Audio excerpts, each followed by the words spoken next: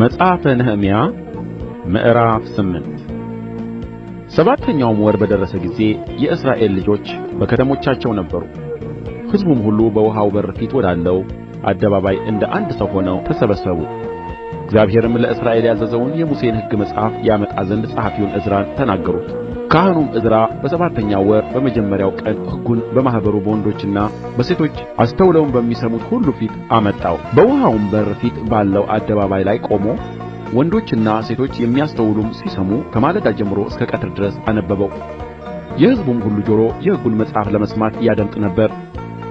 ጸሐፊውም ዕዝራ ስለዚህ ነገር በተሠራ በእንጨት መረባርብ ላይ ቆሞ ነበር። በአጠገቡ መቲትያ፣ ሽማዕ፣ ዓናያ፣ ኦርዮ፣ ኬልቅያ፣ መዕሤያ፣ በቀኙ በኩል ፈዳያ፣ ሚሳኤል፣ መልክያ፣ ሐሱም፣ ሐሽበዳና፣ ዘካርያስ፣ ሜሱላም በግራው በኩል ቆመው ነበር። ዕዝራም በሕዝቡ ሁሉ ላይ ከፍ ብሎ ሕዝቡ ሁሉ እያዩ መጽሐፉን ገለጠ። በገለጠውም ጊዜ ሕዝቡ ሁሉ ቆሙ። ዕዝራም ታላቁን አምላክ እግዚአብሔርን ባረከ። ሕዝቡም ሁሉ እጃቸውን እየዘረጉ አሜን አሜን ብለው መለሱ። ራሳቸውንም አዘነበሉ፣ በግምባራቸውም ተደፍተው ለእግዚአብሔር ሰገዱ።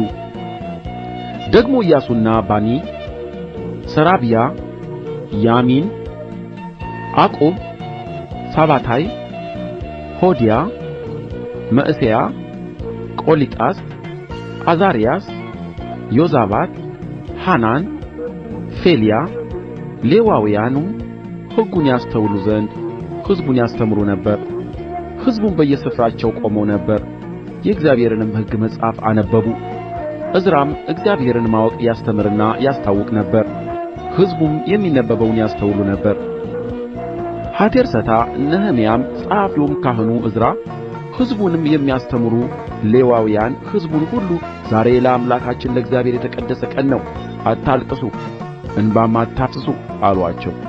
ሕዝቡም ሁሉ የሕጉን ቃል በሰሙ ጊዜ ያለቅሱ ነበርና። እርሱም ሂዱ፣ የሰባውንም ብሉ፣ ጣፋጩንም ጠጡ፣ ለእነዚያም ላልተዘጋጀላቸው ዕድል ፈንታቸውንም ስደዱ።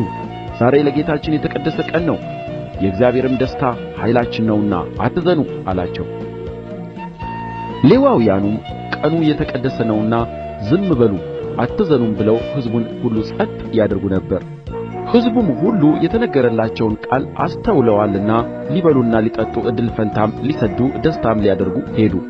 በሁለተኛውም ቀን ከሕዝቡ ሁሉ የአባቶች ቤቶች አለቆች፣ ካህናቱም ሌዋውያኑም የሕጉን ቃል ይተረጕሙላቸው ዘንድ ወደ ጸሐፊው ወደ ዕዝራ ተሰበሰቡ።